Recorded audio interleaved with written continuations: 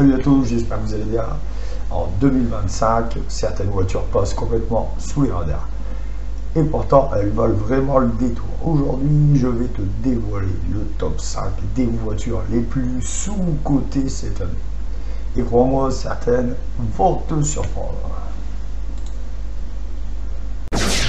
On commence avec une compacte élégante et ultra fiable. La Mazda 3, surtout dans sa version e-Skyactiv G. Trop souvent éclipsée par les Golf ou les Mégane, alors qu'elle offre une finition haut de gamme et un moteur très agréable. Donc voici la Mazda 3.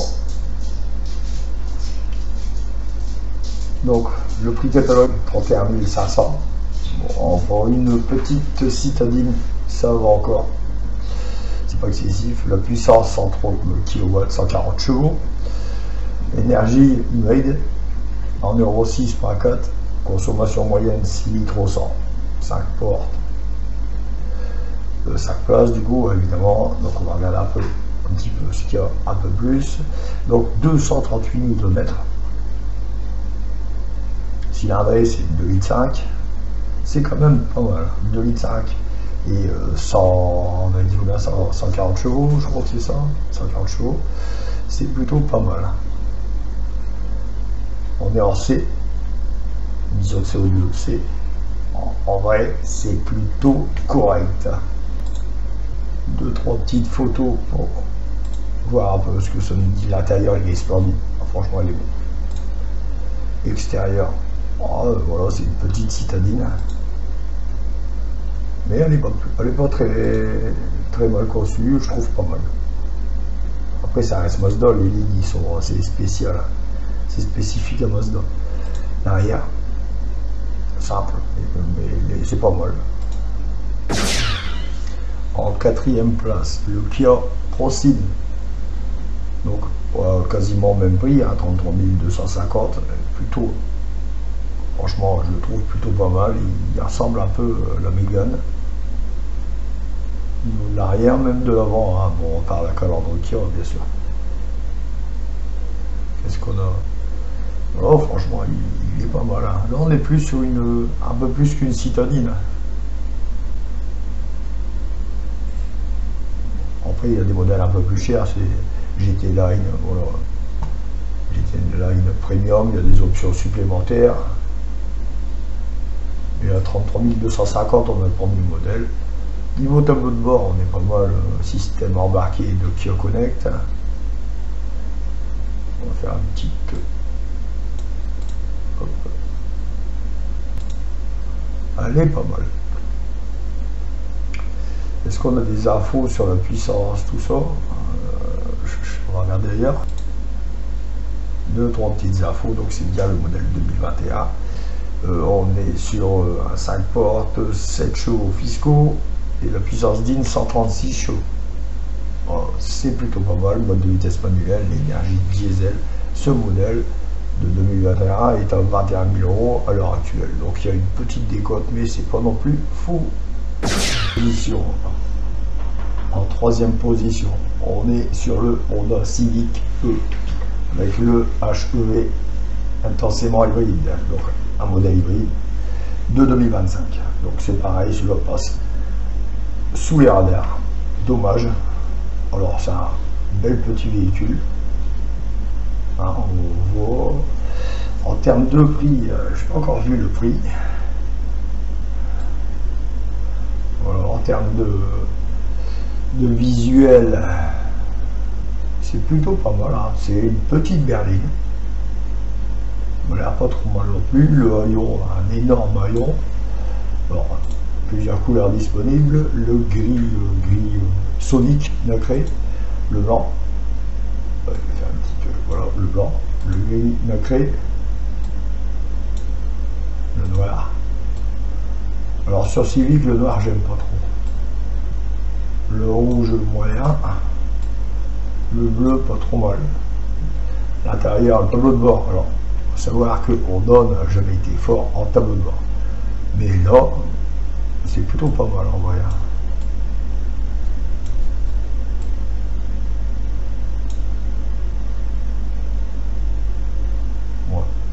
plutôt pas mal. On va regarder un petit peu les specs. Donc là voici de plus près. Donc on est entre 27 000 et 52 800 euros. Donc ça c'est un peu 200 chevaux. Ça déjà c'est plutôt pas mal. Le moteur en consommation on est en 4 litres 7 jusqu'à 10 litres 8 au 100 km. Ça dépend si vous êtes hors ville ou hors agglomération. Donc c'est un moteur turbo de 1 litre 5. Ça va encore, c'est pas fou. 5 litres 100, 5 litres au 100 km. Après, il y a plusieurs versions évidemment, mais c'est plutôt correct. Donc, petite pépite. Je vais essayer de vous trouver le prix tout de suite. Donc, le prix, on est à 37 000 et des brouettes. 37 000 euros. Là, on est sur la Cupra Leon de 2024-2025. Alors, 300 chevaux, jusqu'à 300 chevaux, ça dépend le modèle que vous prenez, évidemment. Autonomie hybride 100 km, autonomie cumulée 910 km, donc hybride, tout cumulé 910 km. C'est plutôt pas mal. Alors, en termes de look, très agressif comme tous les Cupra. Alors, voilà, petit tour du propriétaire. Alors, franchement, niveau design, je la trouve vraiment pas mal. Elle est pas mal. Les couleurs, alors toujours des belles couleurs aussi chez Cupra. Attendez, on va se le mettre comme ça. Ah, celle-là, juste magnifique. Alors, je vous mets tous les couleurs. Franchement, ah, le noir, il est d'une puissance. Les jantes, on peut se voir les jantes. Alors, il y a plusieurs modèles. Donc ça, c'est ce standard. Bon, alors, est-ce que c'est les mêmes jantes? Non, c'est pas les mêmes jantes. Ouais, il y en a vraiment des belles. Ceux-là, je les trouve pas mal. En intérieur, alors plusieurs, pareil, plusieurs modèles. Bon, là, ceux-là, c'est vraiment pas mal. Ah, c'est vraiment pas mal. On va se faire le petit tour. Voilà, intérieur, cockpit. Intérieur des portes, console centrale, les sièges, avec le logo Cupra intégré dans la tête du siège bloqué. Alors derrière on voit bien du carbone. Ah, c'est pas mal. Même le visuel, c'est vraiment éclairé, quoi. Les vitres, le rétroviseur pas trop mal.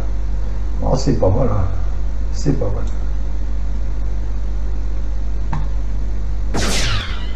Là on est sur le haut de gamme français dans toute sa splendeur.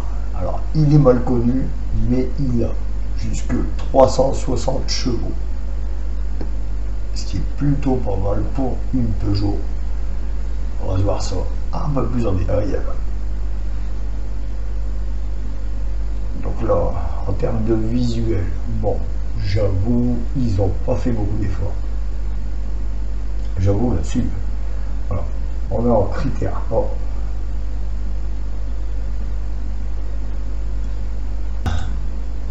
En puissance, donc on est bien à 360 chevaux, 520 Nm de couple, le 0 à 100, 5 secondes 2, et reprise de 80 à 120 en 3 secondes. Autonomie 100% électrique jusqu'à 52 km. Temps de recharge 1h40. Consommation mixte 1,8 litre au 100 km. En CO2, on est à 40 grammes par kilomètre. Plus gameplay 360 i8 8. Donc en blanc, il est pas mal, je trouve pas mal.